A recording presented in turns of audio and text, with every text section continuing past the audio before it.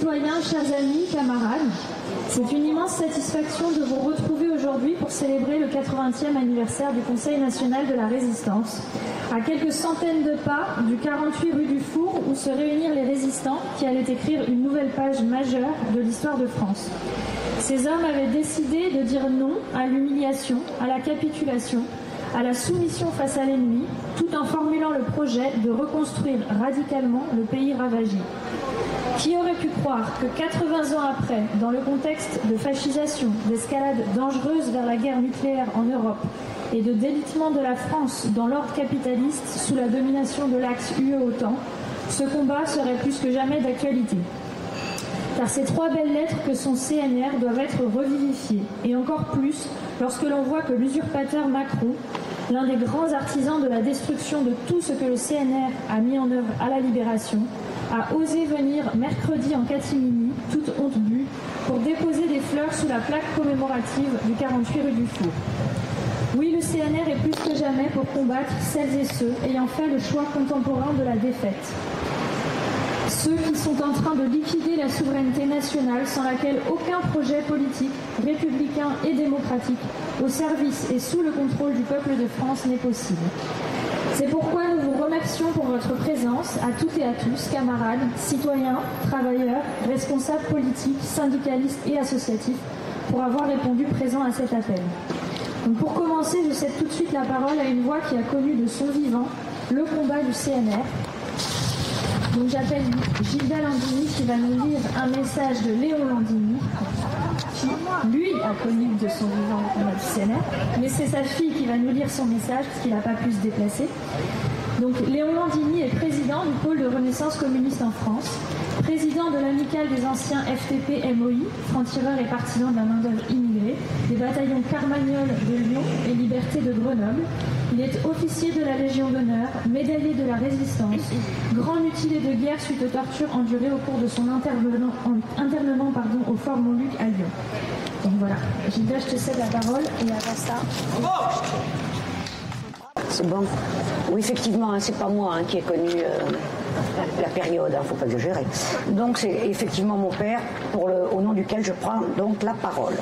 Alors, tout d'abord, dit-il, je tiens à remercier les organisateurs de cette commémoration et toutes les personnes présentes à cet hommage rendu au Conseil national de la Résistance, dont le programme fut écrit, on ne le dira jamais assez, avec le sang des résistants.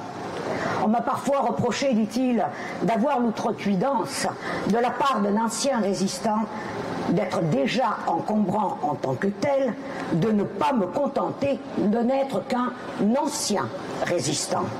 Eh bien, plutôt que de cultiver mon passé de résistant, j'ai choisi de le prolonger de façon militante dans la vie d'aujourd'hui, et ce, jusqu'à mon dernier souffle. Il a 97 ans.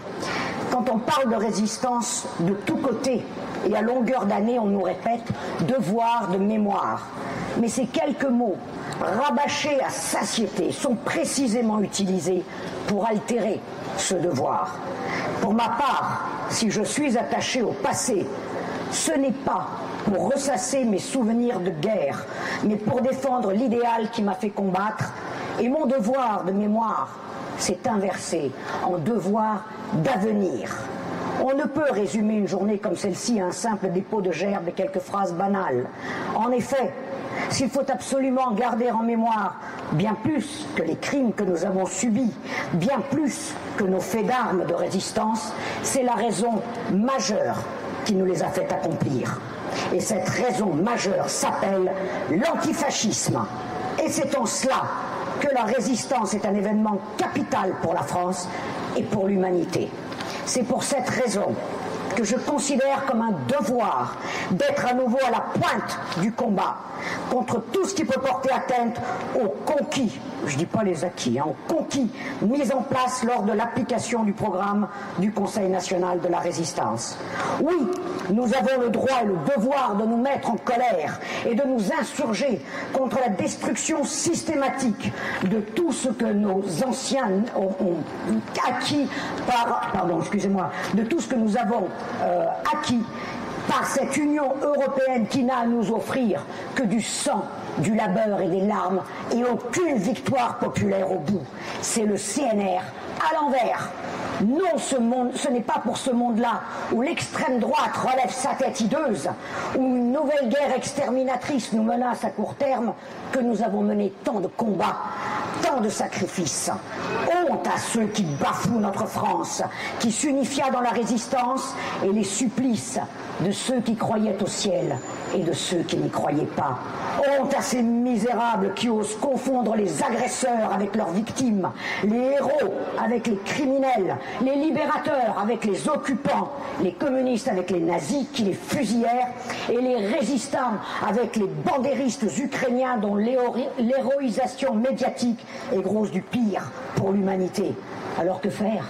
Devons-nous continuer à baisser la tête ou devons-nous, à l'exemple de ceux qui résistèrent, de ceux qui donnèrent leur cœur avant le temps, comme le chantait Aragon, reprendre la lutte pour donner à notre peuple la possibilité réelle de décider par lui-même de ce que devra être son avenir.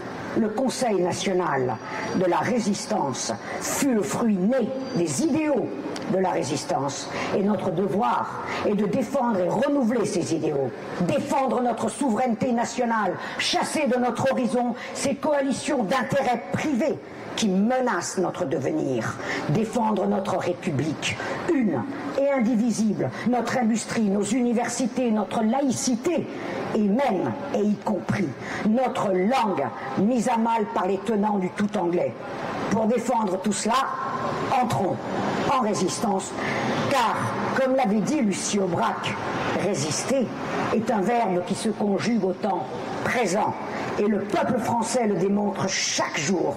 Il ne sera jamais un peuple d'esclaves. Malraux disait, l'esclave dit toujours oui. Eh bien, résister, c'est savoir dire non. Et le peuple résiste et continuera à résister. Comme au temps de la résistance, il nous faut unir toutes celles et tous ceux qui veulent changer ce monde avec, comme base d'union, la réalisation d'un nouveau programme, un vrai programme de résistance. Merci papa.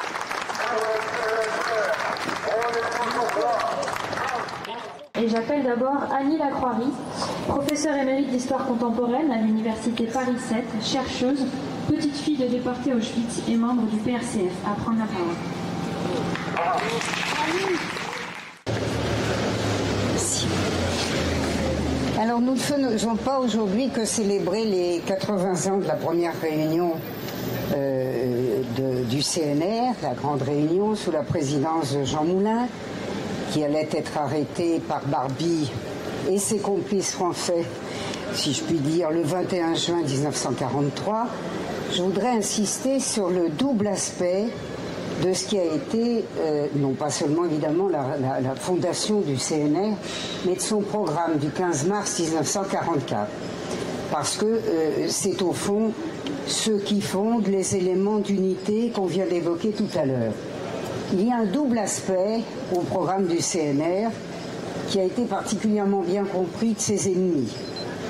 Et notamment, il y a un certain nombre d'années, à l'ère Sarkozy, par Denis Kessler, ancien gauchiste flamboyant de 1968, devenu vice-président du MEDEF, et qui se prononçait pour les réformes du programme du CNR, qui était, il faut bien le dire, déjà bien entamé. Voilà ce qu'il disait. Il s'agit aujourd'hui de sortir de 1945 et de défaire méthodiquement le programme du Conseil national de la résistance.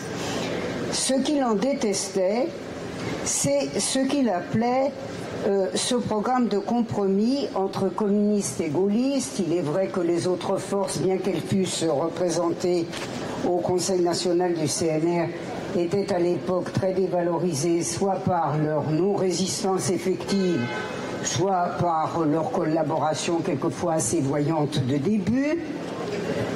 Ça n'était plus le cas en 1943. Et donc, bien entendu, je n'insisterai pas ici sur l'aspect intérieur qui nous unit tous. Et nous combattons tous contre la déliquescence, l'arrachage de toutes ces mesures qui, il faut le rappeler, ont été adoptés en un an, de novembre 1945 à novembre 1946. Mais j'insisterai sur ce sur quoi insistait Kessler, c'est-à-dire ce compromis entre les communistes et les gaullistes, c'est-à-dire entre la France ouvrière et le gaullisme. Et en cette époque où l'impérialisme américain et ses vassaux risquent de nous conduire à un conflit nucléaire, sur ces aspects extérieurs qui ne sont pas moins importants que ces aspects intérieurs pour le patronat américano-européen. En effet, ce que disait Kessler, c'est « Adieu 1945, raccrochons notre pays au monde ». Quel monde ? Sur quoi reposait l'alliance entre gaullistes et communistes qui l'aurait vu 7 ans? En réalité, essentiellement sur un programme d'indépendance nationale, c'est-à-dire qu'il ne s'agissait pas seulement avec le programme du CNR, ce qui allait devenir le programme du CNR, des mesures immédiates à prendre, c'est-à-dire de chasser l'envahisseur du pays. Il fallait se prémunir contre un autre envahisseur dont l'invasion était déjà très forte, mais comme le montrent les archives. C'est-à-dire que cette alliance ne visait pas seulement l'Allemagne, elle visait le projet américain d'établir en France un gouvernement militaire américain des territoires occupés dans lequel serait intégrée la France, considérée comme pays vaincu, comme le Reich et l'Italie fasciste, et que ça a été le pilier du soutien des forces ouvrières, à l'époque très largement communiste, à De Gaulle, qui n'était pas un homme de gauche, tout le monde le sait.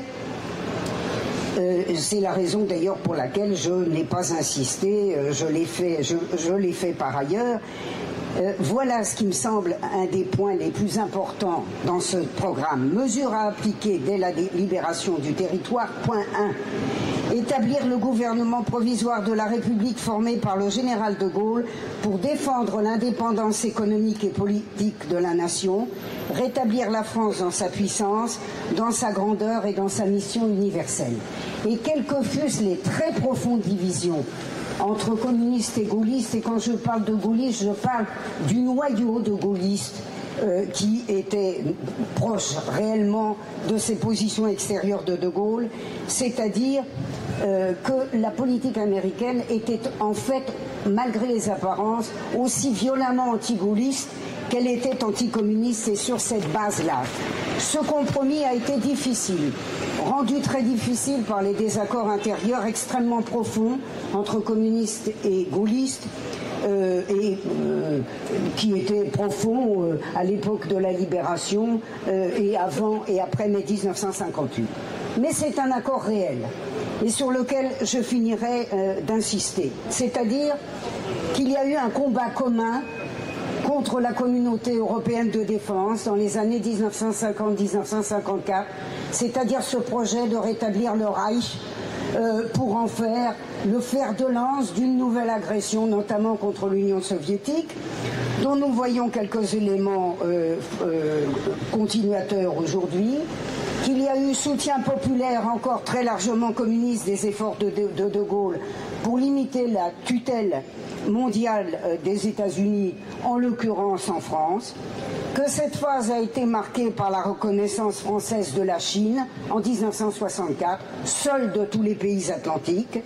Il n'avait pas réussi à empêcher les Anglais quand même avant, qu'il y avait quelques intérêts commerciaux, que les relations avec l'Union soviétique ont été un peu moins gelées qu'elles n'étaient boycottées par la troisième force établie entre droite et gauche américaine, et puis par la droite, puis à nouveau par la gauche, qu'elle a abouti au retrait du commandement militaire intégré de l'OTAN en France, amorcé en mars 1966, réalisé par le départ des bases américaines, de dizaines de bases américaines sur notre territoire, et même en 1967-68, par la dénonciation par De Gaulle des conséquences de Bretton Woods, de ces conséquences qui sont aujourd'hui un des enjeux majeurs du conflit en cours, c'est-à-dire la dénonciation de la dollarisation générale du monde Et il faut bien le dire que ça a coûté très cher à De Gaulle et que c'est un des éléments les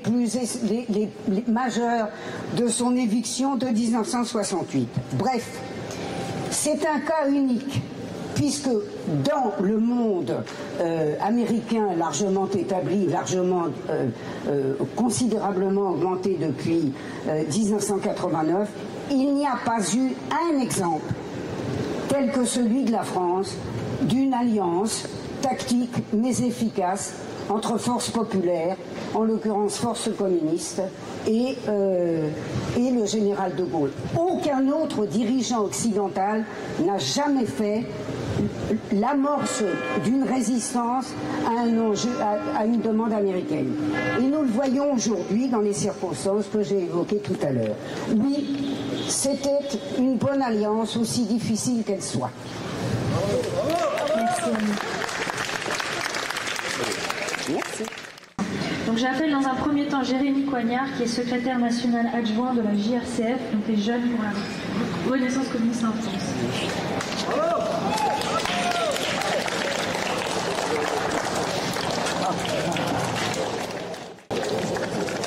Bonjour à tous. Je vais vous lire la déclaration du Bureau national des JRCF. Chers amis, chers camarades, la jeunesse pour la Renaissance communiste en France se joint aujourd'hui et sans hésitation à l'appel du PRCF pour célébrer comme il se doit les 80 ans du Conseil national de la Résistance. Pour le célébrer, certes, mais surtout et avant tout pour appuyer l'appel de ce rassemblement à œuvrer pour une convergence nationale pour la résistance et la reconstruction en faveur d'une France libre, indépendante, souveraine, démocratique.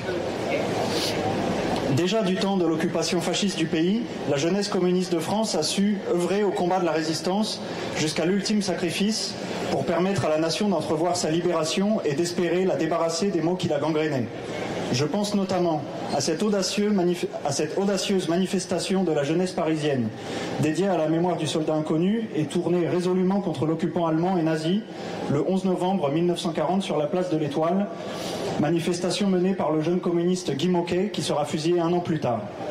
Je pense également à notre cher camarade Léon Landini, président du PRCF, engagé dès ses 16 ans dans la résistance armée française. À la Libération, ce sont ces mêmes jeunes qui ont appuyé l'entreprise de reconstruction du pays et de mise en place des grandes conquêtes sociales, démocratiques, patriotiques et nationales du programme du CNR, intitulé « Les jours heureux ». Ils poursuivront leur lutte contre le nouvel occupant américain et également contre le colonialisme français. Aujourd'hui, alors que Macron, le MEDEF, le 440 et l'Union européenne s'acharnent à défaire l'ensemble de ces conquêtes tout en foulant aux pieds leur propre régime parlementaire, il s'agit pour nous de participer activement à l'émergence de l'alternative rouge et tricolore que porte le PRCF. Celle qui associe le drapeau tricolore de la Révolution française et le drapeau rouge de l'internationalisme prolétarien. Celle qui associe 1789, 1793 et 1917. Celle qui associe Robespierre et Lénine. La jeunesse de France, qui tous les jours démontre son attachement aux principes démocratiques et au fond à l'idéal républicain, tout autant qu'au règlement urgent des grands problèmes de notre temps, a toute sa légitimité et toute sa part à prendre dans cette alternative politique en construction qui est désormais plus que nécessaire au redressement du pays. Nous exhortons les jeunes travailleurs, qu'ils soient salariés, privés d'emploi, apprentis ou étudiants précaires, ainsi que tous les jeunes sincèrement communistes et insoumis, syndicalistes et gilets jaunes, patriotes et républicains, antifascistes et pacifistes, tous ceux qui refusent la marche à la guerre de l'OTAN, à prendre part à ce combat. C'est notre avenir que menace aujourd'hui Macron et ses commanditaires du grand capital et du couple Union européenne-OTAN, en cherchant à condamner définitivement l'avenir de la France, comme celui de l'Europe et du monde, pour les soumettre à leur dangereuse mondialisation euro-atlantique capitaliste et exterministe qui exploite la terre et les travailleurs, menaçant l'humanité tout entière d'une catastrophe écologique et guerrière. Jeunes de France, notre avenir et celui de notre pays sont en jeu. Venez porter avec nous cette alternative rouge et tricolore dont la France a tant besoin.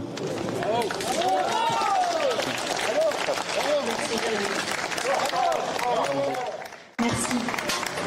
Alors, merci à tous d'avoir répondu présent à cet appel. Donc, avant de clôturer avec évidemment un mot de clôture par Fadi Kassem, le secrétaire national du PRCF.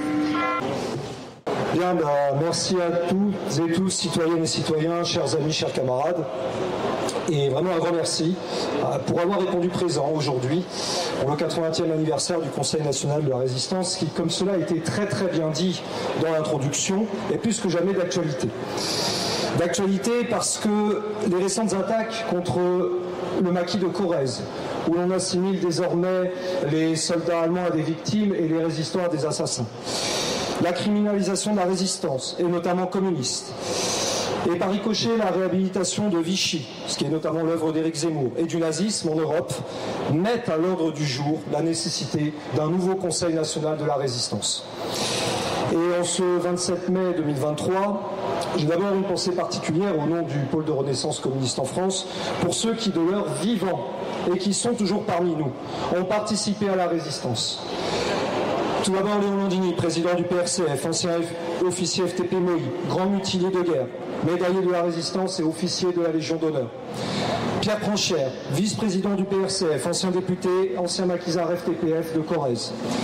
Hermine Pulvermacher, vice-présidente du PRCF, ancien agent de liaison FTP Moï, ancienne secrétaire générale du groupe communiste à l'Assemblée nationale. Si nous sommes aujourd'hui présents, c'est grâce à leur action et grâce à l'action de tous leurs camarades aujourd'hui disparus et qui ont payé de leur sang le prix de la libération de la France. Je salue également toutes et tous les citoyens et travailleurs qui ont pu se libérer en ce week-end de Pentecôte pour venir à cet événement. Avec un salut particulier pour notre camarade syndicaliste Béranger Cernon, syndicaliste cheminot de la CGT Paris-Gare de Lyon, qui n'a pu malheureusement être présent, et comme cela a été dit également à notre ami, le citoyen et gilet jaune François Boulot, qui a incarné l'un des visages de la résistance dans le mouvement des gilets jaunes. Car 80 ans après, jour pour jour, la flamme de la résistance ne s'est pas éteinte et elle ne s'éteindra pas. Les Gilets jaunes l'ont spectaculairement ravivé et celle-ci s'est récemment exprimée dans le cadre du combat pour la défense des retraites. Plus généralement, cette flamme de la résistance se développe au sein de larges couches du peuple de France, contre toutes les attaques dont il est victime. Et pour prendre un seul exemple parmi d'autres, une pensée spécifique pour les travailleuses de Verbaudet, en lutte depuis le 20 mars 2023, contre un patronat qui ne cesse de les réprimer, de les matraquer, et avec lesquels nous sommes totalement solidaires depuis le début, et auxquels nous adressons un grand salut de résistance et de fraternité.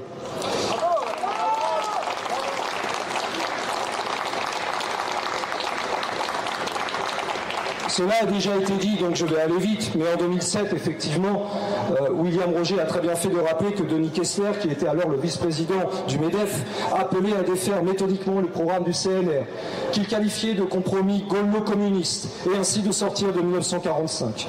Son objectif est très simple, c'est celui qui est poursuivi par la Macronie, de manière brutale et fanatique, et par tous nos heureux gouvernements successifs à la tête du pays depuis des décennies. Réformer, ou plutôt contre-réformer, pour casser l'ensemble des conquêtes sociales et des libertés démocratiques que les résistants restaurèrent. Un objectif qui obéit aux injonctions du MEDEF et de la mortifère Troïka, Commission européenne, Banque centrale européenne, Fonds monétaire international. Cela n'a pas empêché Emmanuel Macron de déposer ce mercredi, tout honte bu, une gerbe au 48 rue du Four où nous allons aller parce que il y a 80 ans se réunissaient les responsables des mouvements de résistance des partis politiques, et notamment le Parti communiste français, et des syndicats au sein du CNR. Ce dernier avait pour objectif de reconquérir et reconstruire la souveraineté nationale, soit exactement le contraire de ce que fait Macron, qui, fidèle exécuteur des ordres du MEDEF, de Bruxelles, de Francfort, de Berlin et de Washington, veut faire de la France une province vassalisée de l'État fédéral européen que veut construire le chancelier allemand Olaf Scholz.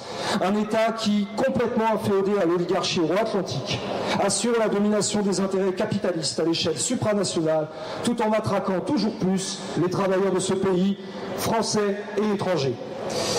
Et tout ceci au nom de l'Europe de la paix, de la puissance et de la prospérité.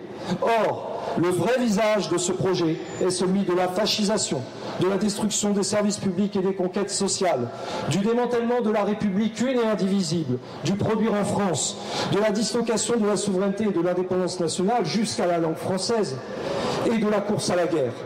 Rien de moins qu'un saint empire capitaliste qui écrasera à la fois les fiertés nationales et les revendications prolétariennes, comme avertissait déjà en son temps Jean Jaurès. Voilà pourquoi nous, militants du pôle de Renaissance communiste en France, appelons à la convergence nationale des résistances en faveur d'une alternative rouge et tricolore, afin qu'émerge cette indispensable alternative politique de rupture que ne sauraient incarner les forces inféodées à l'ordre euro-atlantique. Toutes les forces inféodées, y compris l'extrême droite, qui portent la haine du genre humain et acceptent la capitulation de la souveraineté nationale. Une convergence avec toutes les forces politiques, syndicales, associatives et citoyennes, prêtes à se battre pour une France forte, grâce à ses services publics et à ses structures productives. Une France libre vis-à-vis des forces du capital, à commencer par le MEDEF et le CAC 40. Une France indépendante par rapport aux structures supranationales et bellicistes de l'UE du capital, de sa monnaie austéritaire, l'euro, de l'OTAN et de la mondialisation capitaliste. Une France démocratique face à la fascisation galopante qui menace les libertés publiques jusqu'à au ministre de l'Intérieur actuel, Gérald Darmanin. Et enfin, une France souveraine au niveau national, permettant au peuple de France d'être maître de son destin et de porter la voix des travailleurs, car comme le disait déjà Georges Politzer, la nation en définitive, c'est le peuple. Soyons fidèles à l'appel du 10 juillet 1940 de Maurice Thorez et Jacques Duclos. La France doit se relever pour être une terre de travail et de liberté, mais non une terre de servitude et de misère, car jamais un grand peuple comme le nôtre ne sera un peuple d'esclaves. Pour défendre la République, la démocratie, les conquêtes sociales, la souveraineté nationale et la paix, union, action et reconstruction pour un nouveau CNR.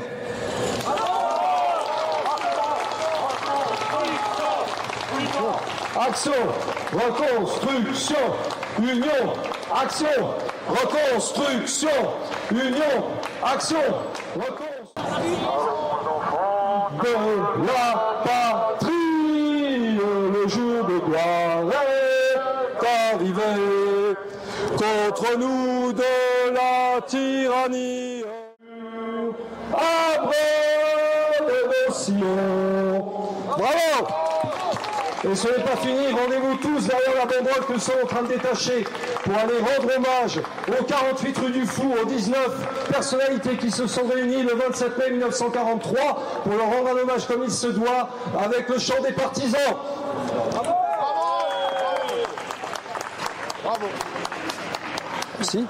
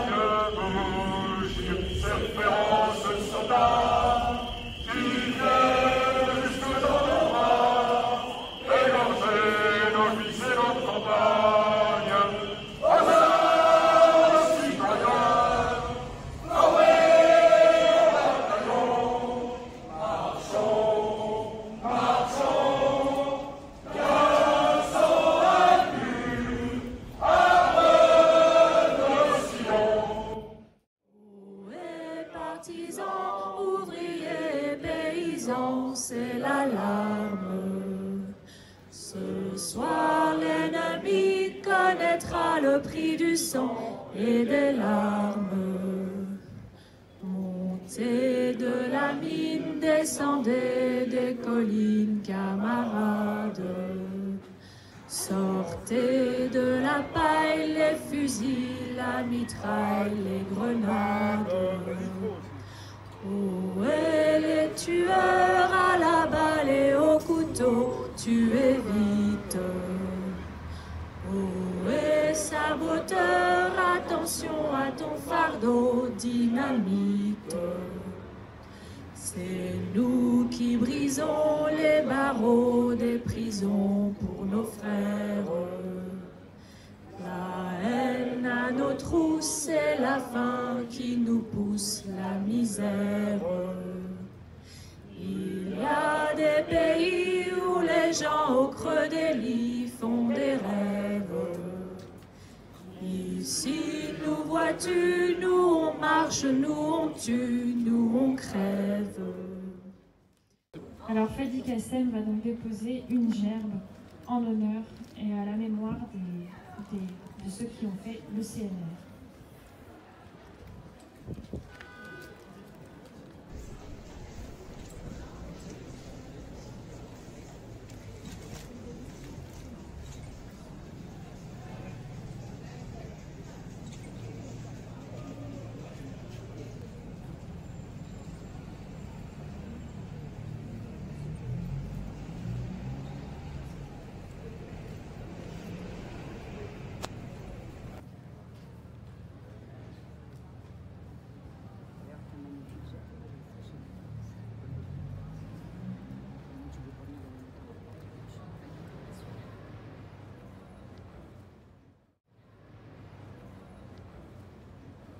Toujours là, Jean Moulin, on est toujours là, Jean Moulin, on est toujours là, Jean Moulin, on est toujours là, Jacques Duclos, on est toujours là, Jacques Duclos, on est toujours là, Jacques Duclos, on est toujours là. Bravo, bravo.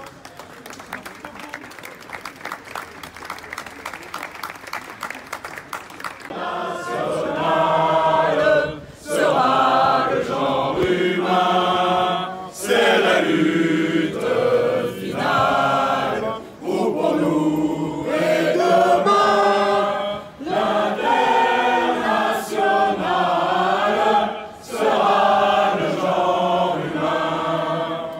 Il n'est pas le soldat suprême, ni Dieu, ni César, ni tribun. Oh, du cœur sauvons-nous, mais